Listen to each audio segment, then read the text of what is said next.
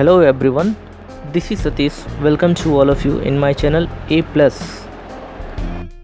In this video, I am going to tell you the use of can and could in negative and interrogative sentences. यहाँ पर हम can और could के negative sentences के structure देख सकते हैं। आपको बहुत ही आसानी से can और could के बाद केवल not लगा देना है और sentences आप बना सकते हैं। Here we have some examples for negative sentences. He cannot beat someone. वह किसी को पीट नहीं सकता है।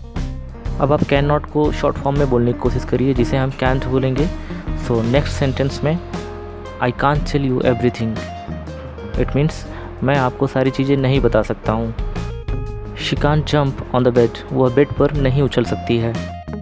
Now we will read some examples for could not, like I could not listen to you, मैं आपको नहीं सुन सका। कुड नॉट को हम एक साथ कुडंट पढ़ते हैं। For example, Rohit couldn't come here, Rohit यहाँ नहीं आ सका। She couldn't call her friend, वो अपने फ्रेंड को नहीं बुला सकी।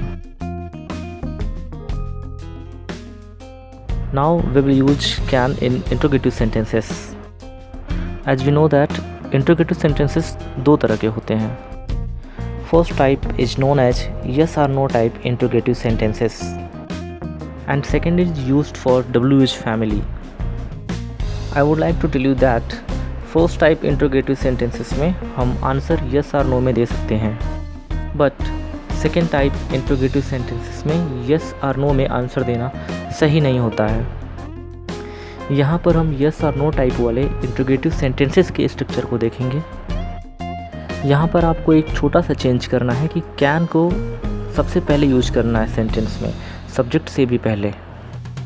उसके बाद अगर आपके सेंटेंस में नॉट है तो आप नॉट यूज करिए, अदरवाइज उसकी कोई ज़रूरत नहीं है। So let's see some examples. Can you hear me, क्या आप मुझे सुन सकते हैं। इस तरह के सेंटेंसेस हम मोस्टली तब यूज करते हैं जब हम किसी से फ़ोन पे बात करते हैं और हमें ऐसा लगता है कि मेरी आवाज़ उस तक क्लियर नहीं जा रही है, तो हम पूछ सकते हैं कि क्या आप मुझे सुन सकते हो, can you hear me. Next sentence में हमने नॉट भी यूज कर लिया है। कांट दे स्टील मनी, क्या वे पैसे नहीं चुरा सकते हैं। And last is can't she jump on the bed, क्या वह बेड पर नहीं उछल सकती है।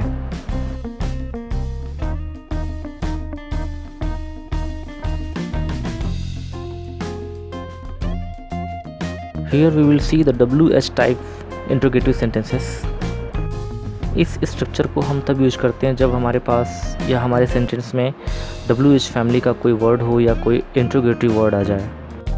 इस टाइप के सेंटेंसेस में हम सब्जेक्ट से पहले कैन और कैन से भी पहले उस WH वर्ड को रख देते हैं। After learning this we will read सब examples now. How can you hear me, आप मुझे कैसे सुन सकते हो। When can they steal money, वे पैसे कब चुरा सकते हैं।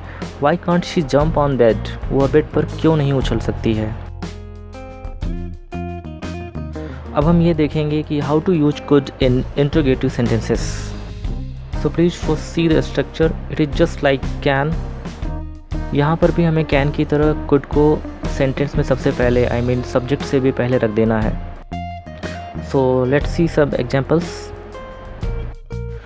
Could you listen to me, क्या आप मुझे सुन सके। कुड ही कम हियर, क्या वह यहाँ आ सका।